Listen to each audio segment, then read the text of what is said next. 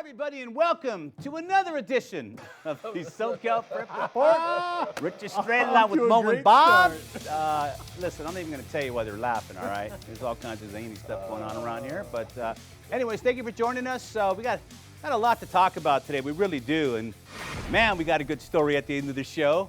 Joining us today on the show a little bit later on will be Steve Calhoun of Armed and Dangerous. He's the one of probably the top 2 or 3 quarterback gurus in the nation. Oh, no, he is the top. Well, I'll tell you what, man, his list of clients are pretty good, and we're going to talk about some of those guys coming up in just a little bit, so stay tuned for that. But right now, you got to suffer through Bob and Mo, and myself, of course. Hey, come on. And we're going to talk about you got to get through us to get to coach. So, CIF baseball right now. No top 10s this week, whether it be in the nation or the Southern section. It's just playoffs. So let's get into it, man. Bob, take over. Well, baseball is where we will start because everybody loves baseball season, right? Baseball season's starting to wrap up here. You think everybody loves it, Bob? Of course, everybody loves baseball. Are you out of your mind? I'm just asking. Are you out of your mind? Of course, everybody loves the sport of baseball. It's America's pastime, as they say. Division I, there's a look at your bracket right there, and holy moly, look at that bracket. All those teams. Lutheran got the top seed, huh? Harvard, Westlake, and Huntington Beach are the top 2 seeds.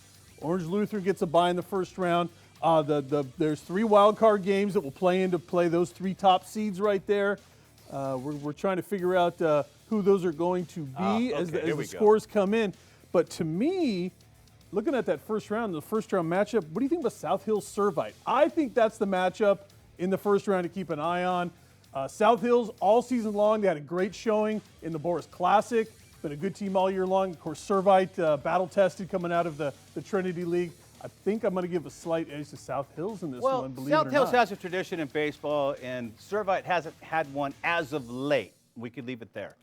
Well, what I heard that Servite actually has a really good team and a really good opportunity to make some headway in the tournament. No doubt about it. No doubt about it. But I'll give South Hills just a small edge in that one. But overall, in this bracket, I think it comes down to Harvard, Westlake, and Huntington Beach. I really do. But don't sleep on Orange Lutheran, because if you can get enough starts out of Cole Wynn, who of course we know is going to be one of the top 15 or 20 players picked in the nation in the MLB draft next month.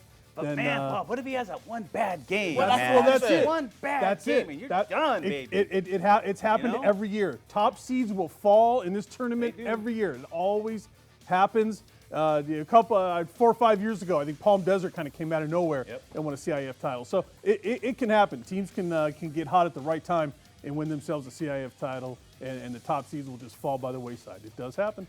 I think anything can happen with baseball, though, too, right? Well, it's so true. It's so true. Baseball more than any other sport. Continue on. In Division II. I like Tockwitz in this one, my friend. No, I like Beckman. I think Beckman, led by senior shortstop Matt McClain, 4-year varsity guy.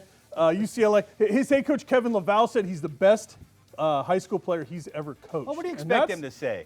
Come on. That's pretty high praise. Right. Beckman's not a team that hasn't had good talent coming out of it. Don't forget about that. James Caprillion, who's one of the top pitching prospects in all of minor league baseball, came out of that program a couple of years ago. So, that's a top program right there. I like Beckman here in this side of the bracket. Tesoro, the top seed on the bottom half. Against Tustin. Playing Tustin in round 1. Good luck to head coach Charles Chapman from Tustin High. My old friend Charles Chapman coaching Tustin High out there. Good luck to the Tillers in round 1. I'd like to see them pull the upset over Tesoro. I would like that. Yeah, it might happen. I would like to see that Keep happen. wishing, Bob. All right, D3. It could happen, man. This is baseball. Bob, you're the kiss of death, man, and everybody knows it. No. They like, don't go for us, Bob. Don't go for us, Bob. Sorry, I'm Coach. staying out of it. Bad luck. I don't wish anybody good luck. Division 3. Maranatha from Pasadena is the top seed in this one on the top side over here. And one of the other schools I like down here is San Dimas. Crean Lutheran could make some noise there in the middle of the bracket. But this is kind of one of those ones where you don't know a lot about some of these teams here. I'll be honest with you. I'm that coach at Crean Lutheran. I don't think I want to win the title. You know what happens. State title. You know what happens in Crean Lutheran. Yeah, man. Won the title. I might want to bow out in the first when you win round. titles Keep at my Crean Lutheran, job. unfortunately. So you might be better off losing in the first round. We never know. Yes, sir. Yes, sir. But D3 looks like a pretty solid bracket right there. You think so? I think so. All right. Who do you think going to go out of D3? out He of doesn't Division know. 3. I like Maranatha. Let's go Long Beach. Bob was Poly. throwing You want Poly? darts in his Let's go basement Poly. last You wanna night go trying Poly? pick this Poly stuff. over I Fullerton. was flipping coins, 2 out of 3, right? 22-1. He was throwing darts. Rochambeau. D4. Now we're expecting a report out of Carlos coming up next week. Apple Valley plays Victor Valley in round 1, so I think that's ripe for a Carlos. Yeah, but Carlos ain't in this week, man. No, not this week. I'm talking next week. Yeah. We want to know what happened in this game next week. But South Torrance is the top seed here, Grand Terrace on the bottom, and a lot of Torrance schools this year, man. Torrance has been a hotbed this year, I'll tell you. West Torrance is also one of the top seeds. We'll look at on the softball side as well. So a lot of good baseball, softball in the city of Torrance this year. All right, there's obviously a couple more brackets, but obviously we don't have time for We them don't have right time now. to go We through gotta each move and on. every bracket, We but just we- got to move, man. Let's go to softball now, Bob. Rich Come wishes on. everybody good luck, not me. Yeah, there better be Okay. music behind all this. Come on, The Bob. Let's softball not side, put which I know people to Moses sleep is tonight, chomping will at the ya? bit to get to the softball side. Division 1 Yes, sir. in Southern Section softball, of course, this is the juggernaut right Yeah, here. look at Norco. Woo! Norco gets a bye. Los Alamitos gets a bye. Gar and Mater Dei. Los Altos, How where'd did that Los come Altos from, man? get That's in Los there? Alamitos, by the Yeah, way, that's not all Los right. Altos. That's Los right. Alamitos, Los Altos. Come on, tomato, There you tomato. go. There's There Los we go. Alamitos There we go. right Okay, there. there we go. Mater Dei. There we go. Los Alamitos and Mater Dei, who of course came back to win the Trinity League. Orange Lutheran had the strong season all year long, and they'll still be heard from in this Division I bracket. But this is really going to be a lot of fun because all the schools in the middle, Santiago, there's a lot of good schools out there. Norco, I like Gar here. I think Gar is going to come up. this is- I'm going to take Chino Hills. The Ball brothers are playing softball. It's not a celebrity game. my No, friend. it's not. All right. No. I'll tell you what, Gar was the big favorite in this division. I believe last year they were ranked like number 9 in the country at the time, the highest ranking of anybody. And they got beaten that first round, Bob. They were like 21-1 going in or something, 21-31 or something like that, and 1 going in. It just didn't happen. My favorite game in D1, round 1, Mira de Mesa and Santiago, 2 top 10 teams all season long, facing up. One of them is going to go bye-bye Wow. in round 1. How did they get so lucky? Right? Somehow. some way. D2, Let's go. Let's move it. Division number 2, Newberry Park and Buena. Of course, we know Buena's way up there, Yeah. way up north of us. But I see always- my sleeper, Bob. But Buena's got a good girls basketball tradition. They do well in softball every year as well. So Buena, I think here, and of course ML King there at the bottom as well, one of the top seeds. And as we flip it around here, Etowanda also looking good. Bishop Amat in the bottom there, and South Hills again. You notice a lot of the baseball, softball teams from the same schools are always in these brackets Yeah. every year. You notice that. Even a then lot they switch them up, they still end up in there. A lot of the programs have good baseball, they have good softball, and vice versa. Athletes. The top athletes, that's what it's all about. D3. Where's D3? West Torrance and Crescento. I More told you about Torrance, Torrance, huh? man. North schools from Torrance. Torrance. I'm telling you about that. Oh, she gave you. And Crescenta Valley are the top 2 seeds in this bracket right here. And as we flip it around here, there's Crescenta Valley down at the bottom. They're going to play Pete Knight High School in round number 1. I always like that Coach's when a name? school's named after a guy. Pete Named Knight. after a coach. Coach Come on, Pete Bob, you're Knight. something like low energy Jeb right Am now. I? Come on, brother. Let's Low energy Come Jeb. on, man. What are you doing? Oh, I'm about to walk out, man. Come on. Come on, Bob. Don't give me that We kiss of lost half death. our audience already. They're Low snoozing. energy Jeb. Move it on. Division 4, Redondo Union. Royal.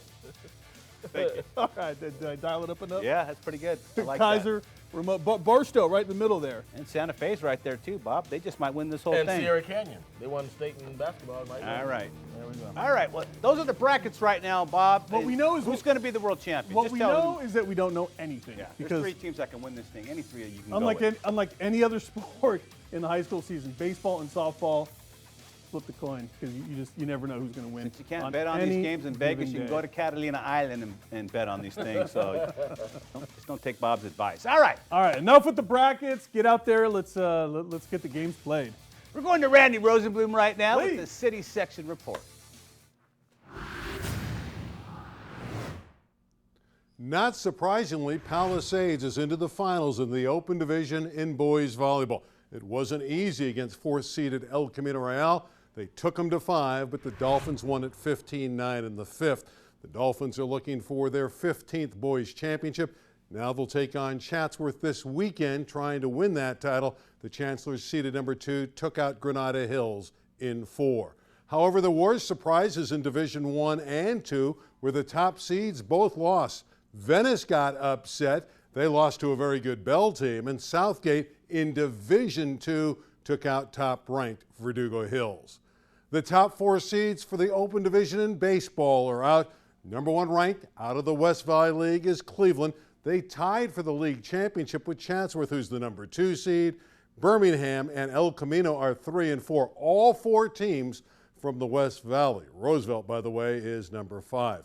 In Division 1, Carson is ranked number 1. A lot of people thought they might make that Elite 8, but they didn't quite get there. But they are the top seed in D1. Taft, another West Valley League team, is number 2, followed by Sylmar and Marshall.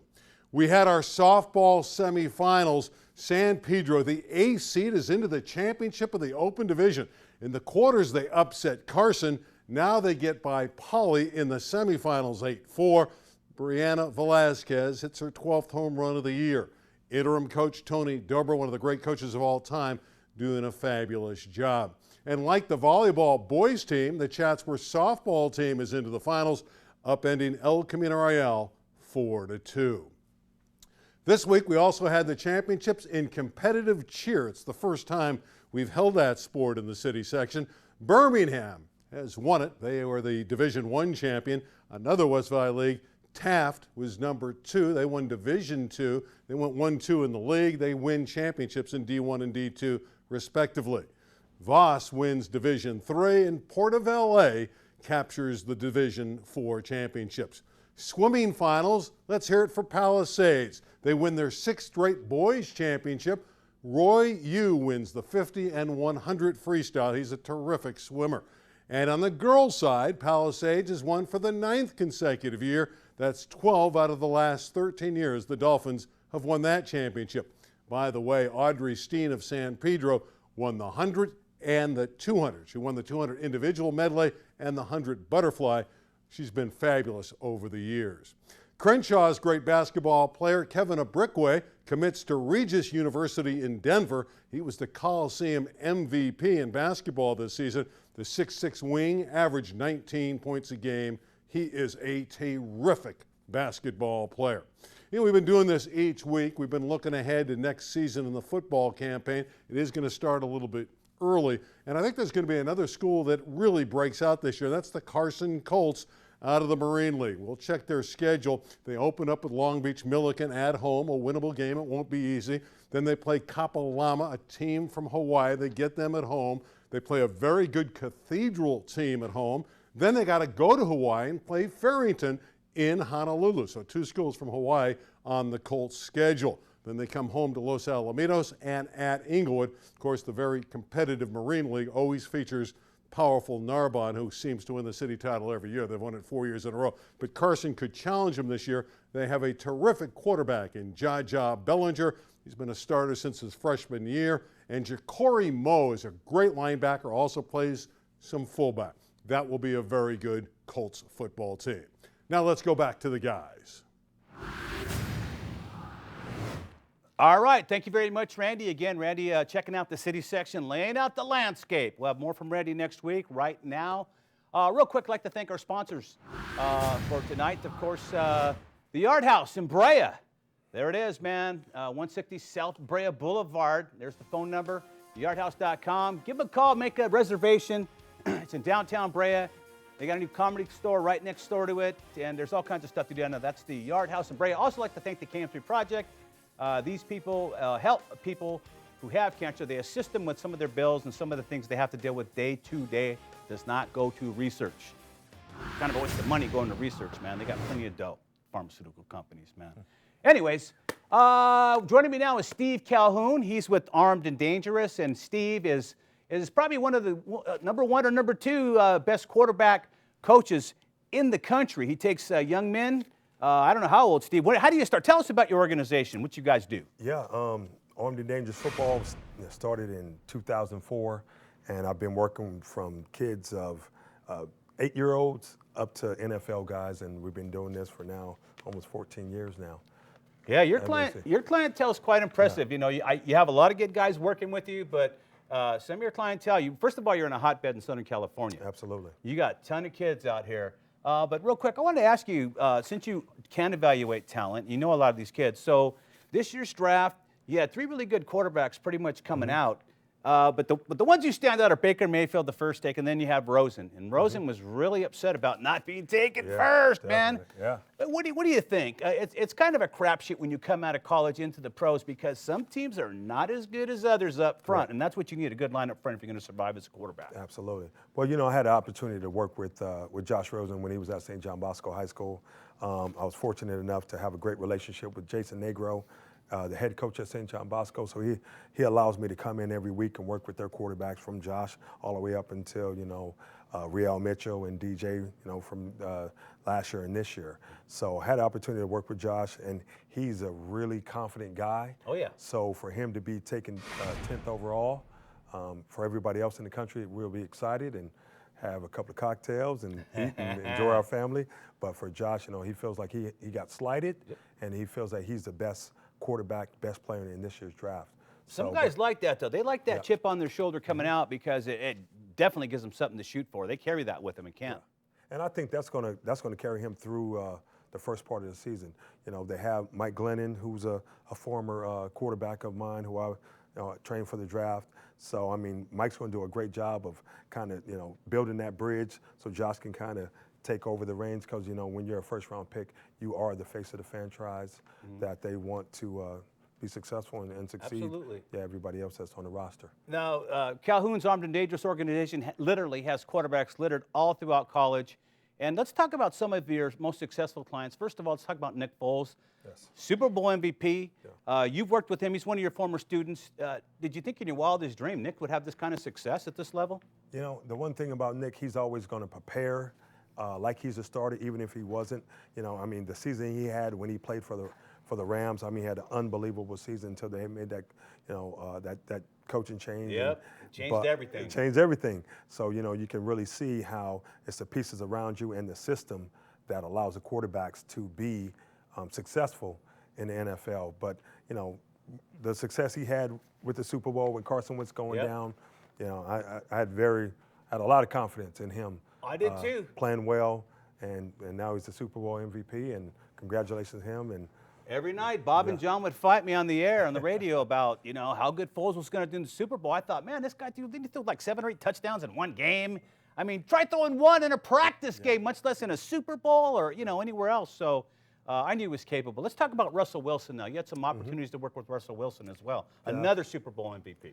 Absolutely. You know, Russell, the first time I had the opportunity to work with him, it was during his rookie year during the lockout. And we're up at Washington. I'm working with the quarterback from Washington. And, you know, my workouts are pretty extensive.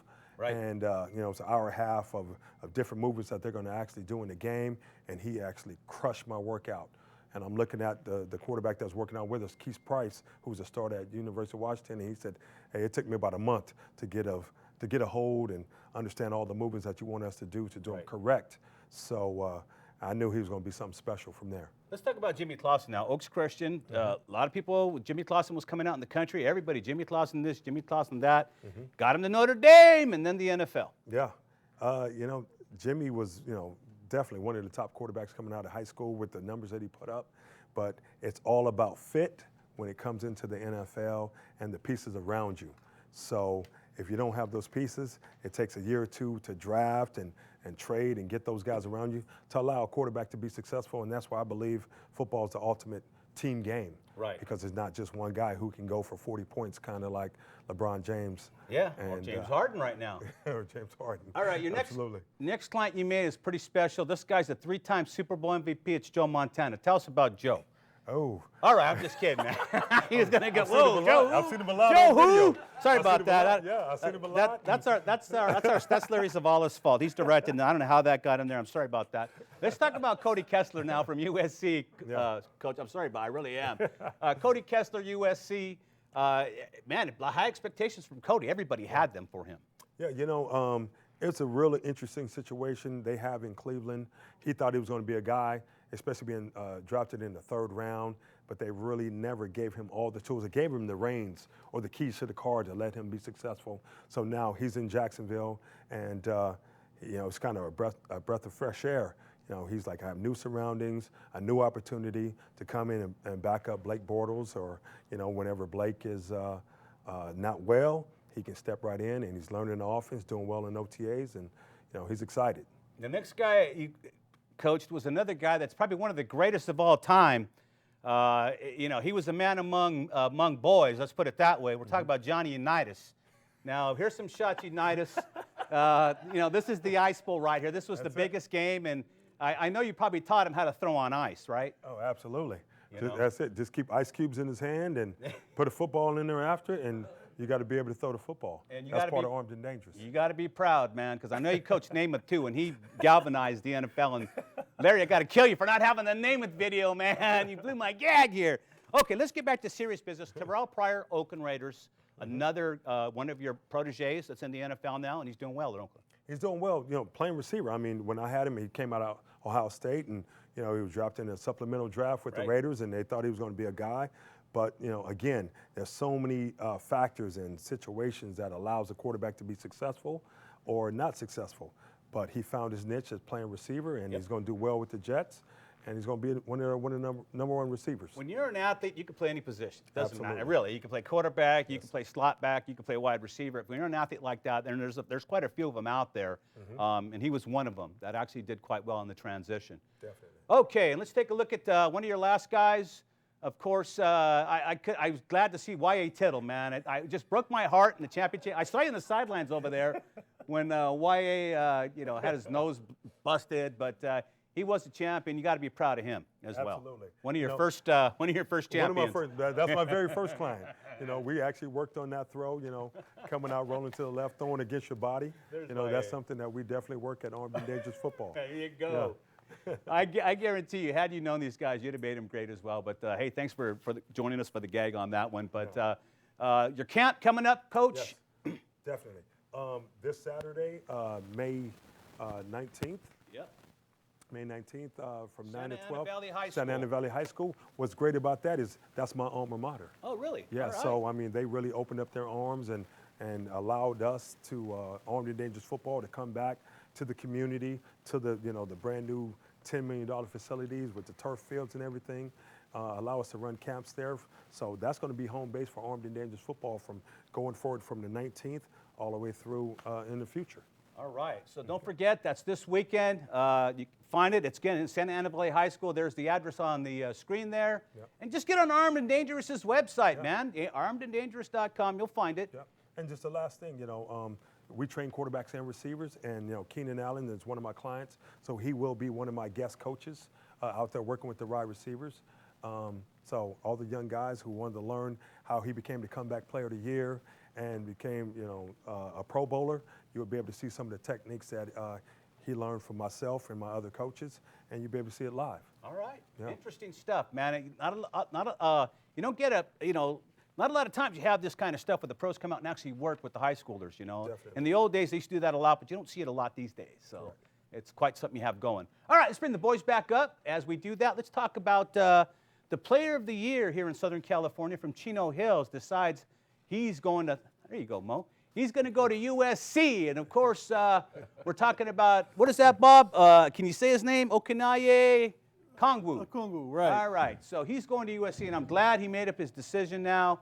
And he'll do an outstanding job for the Trojans. I don't know how UCLA missed out on this guy. I really can't tell you. I really don't know. It's a big miss for Coach Alford, that's for sure. And SC is thrilled to get this kind of a talent. This kid's legit. He can play. He's all right. Come on. He becomes the face of that Trojan basketball program. You know that what? desperately needs a He face was of there. their program. I think he was the guy that really held Chino Hills together when Lonzo was he there. He was. was the real star. I'm going to be honest with you. Without a doubt. And Jello and those guys didn't mean nothing. This was the real guy Well, right I think he did all the dirty work. Yeah, he did. Rebounds and blocking Yep. shots and boxing out, that type of stuff. He He's did the grit. outstanding. So we'll look forward to seeing him at USC. All right. Now, everybody's up here. We got to debate this a little bit, and I don't want to miss this guy's name. So turns out, day before yesterday, whatever it was, they found out this student. And the student's name is Sidney Bouvier Gilstrap Portley. Is that his name? Apparently. A.K.A. Richard. Well, Anyways, that's his real name. He was his using a real different name. name apparently, Rashawn right? Richardson was his Right. stage name. Alias. Anyways, this Stage guy name, I this like guy enrolled at Hillcrest High School in Dallas, Texas. He's 25 years old, but he's posing as a 17-year-old student.